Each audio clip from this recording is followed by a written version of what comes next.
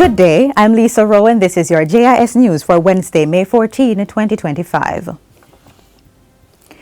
30 new pickup trucks have been added to the National Water Commission NWC fleet as a part of modernization efforts to support efficient and responsive field operations. The vehicles, valued at $230 million, were handed over during a ceremony on Tuesday. Prime Minister Dr. Andrew Holness says this is an important milestone for the NWC. You have about 249 vehicles that are in fairly good order, almost brand new. This will increase the percentage of your fleet.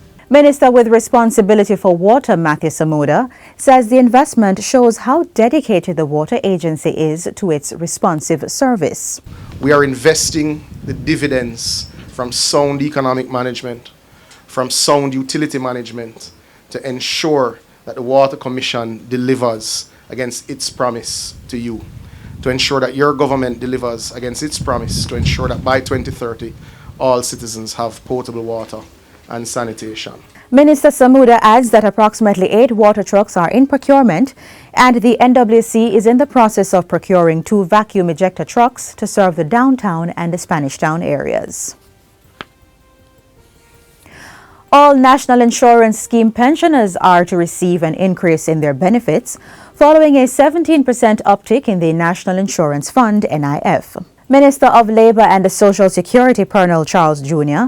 says as at March 2025, the fund stood at $227 billion, a huge leap from $194 billion at March 2024. Minister Charles was delivering his presentation to the sectoral debate in the House of Representatives yesterday. The increases took effect on April 1, and payments will be made in August. Old age widows, widowers, invalidity pensioners will now receive $4,620 per week, up from $4,200. An increase of $380 will be added to those receiving $3,500 per week, and $300 extra for those getting $3,000 weekly. And the old age widowers and invalidity grant will increase from $60,000 to $65,000. The special child and orphan pension will increase from $6,000 to $6,600 per week. As for the special child and orphan grant, that has increased to $80,000, up from $75,000. Meanwhile, the employment injury benefits is now $4,000 to $620 per week, and the funeral grant is $160,000. I want to note that the maternity allowance, which is pegged to the national minimum wage, will see domestic workers receiving also an increase to $16,000 effective June 1, 2025. All the other increases, Mr. Speaker, will take effect, as I said, April 1, with payments beginning in August 2025. Holders of the NI Gold, which is the health insurance benefit provided to NIS pensioners, will have their benefit levels increase effective July 1.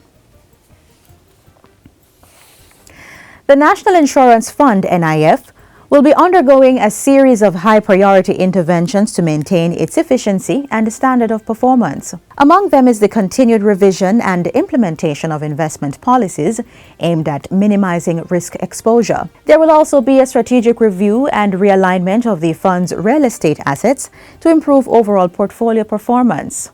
The Labour and the Social Security Minister adds that key properties will be developed and maintained to align with market demand, compliance standards and operational efficiency. We will continue reforms to not only optimize financial performance of the fund, but also to monitor its long-term financial sustainability. According to Minister Charles Jr., several parish offices will be renovated in this financial year.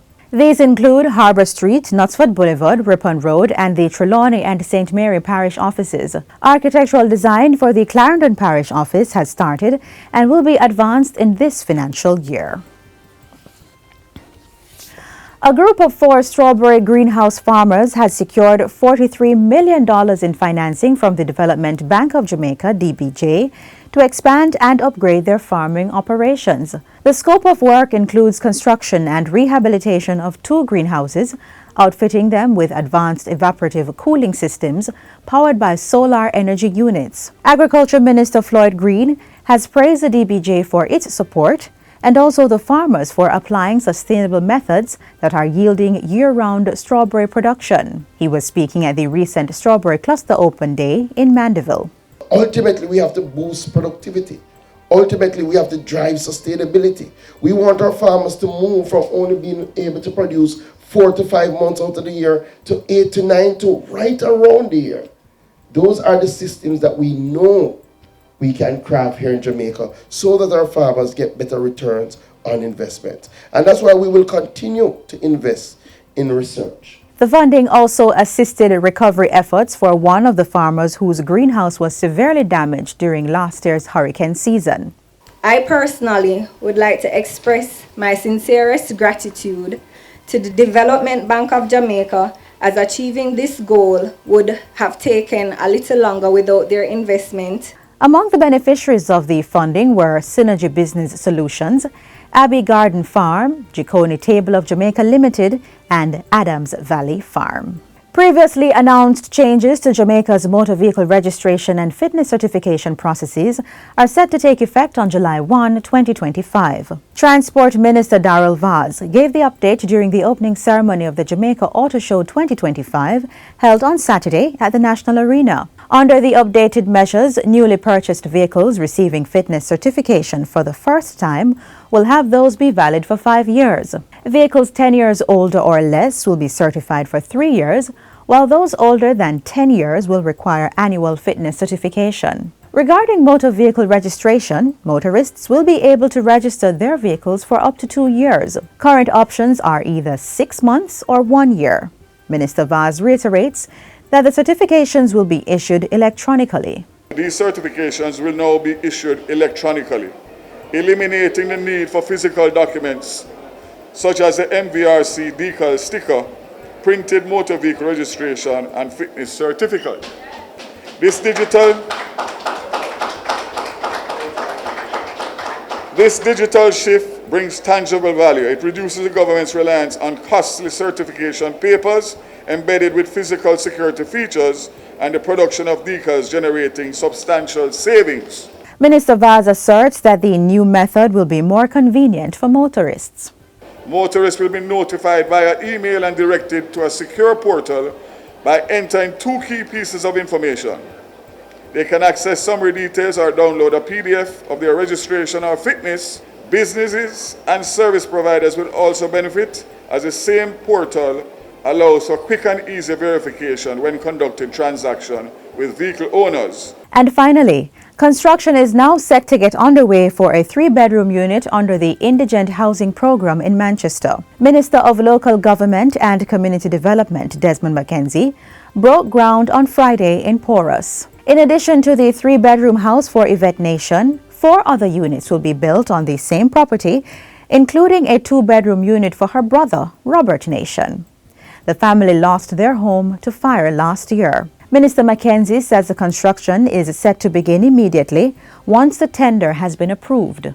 Construction will begin in the first week of June, and we are expecting the construction to last over 2 months. So when I come back, I'm going to come back to hand over the 3-bedroom.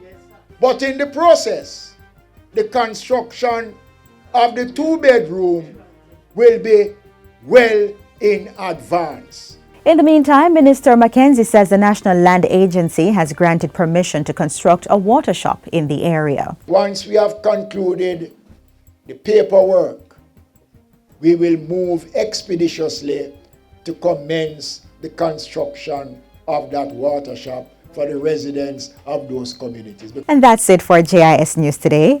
I'm Lisa Rowe. Thanks for watching.